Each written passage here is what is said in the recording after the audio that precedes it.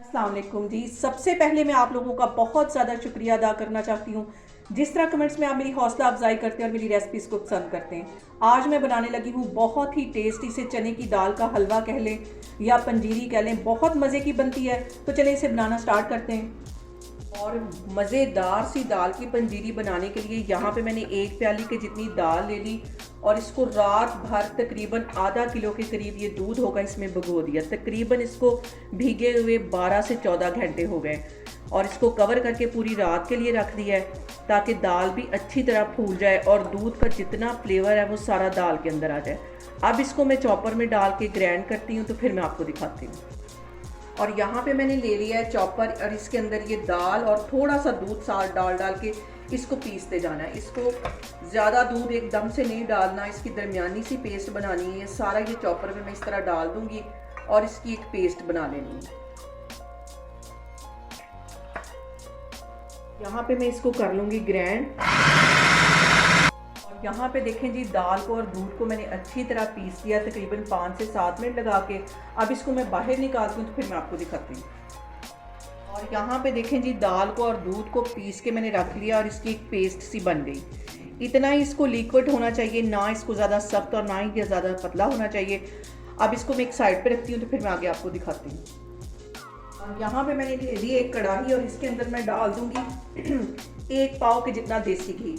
जितने हलवे या जो पंजीरियाँ हम बनाते हैं वो देसी घी में ज़्यादा टेस्टी बनती हैं, तो इसके अंदर मैं 1 पाव के जितना ये घी डाल दूँगी। ये मेल्ट होता है, हल्का सा गर्म होता है, तो फिर मैं आपको दिखाती हूँ। और यहाँ पे देखें जी, घी अच्छी तरह गर्म हो गया है। अब इसके मैं छोटे छोटे पकौड़े बनाऊँगी और चिपटे चिपटे से बनाने। इस तरह ये सारे इसमें मैं डालती जाऊँगी और इसके पकौड़े बना लूँगी। और पकौड़े डालने के बाद आग मैंने थोड़ी सी हल्की कर दी है ताकि जो पकौड़े अंदर तक पक जाएं।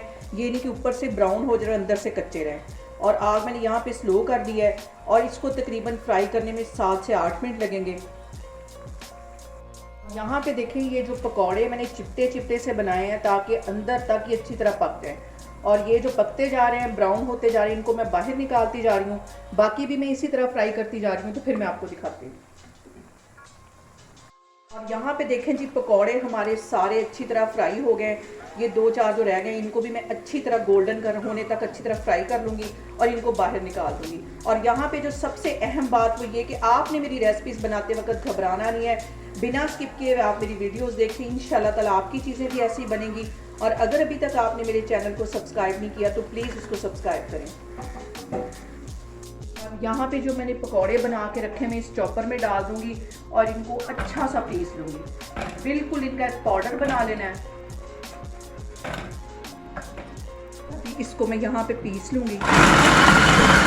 और यहाँ पे देखें जी, पकौड़ों को मैंने अच्छी तरह पीस लिया है। इसको एक बाउल में मैं ट्रांसफ़र कर लूँगी।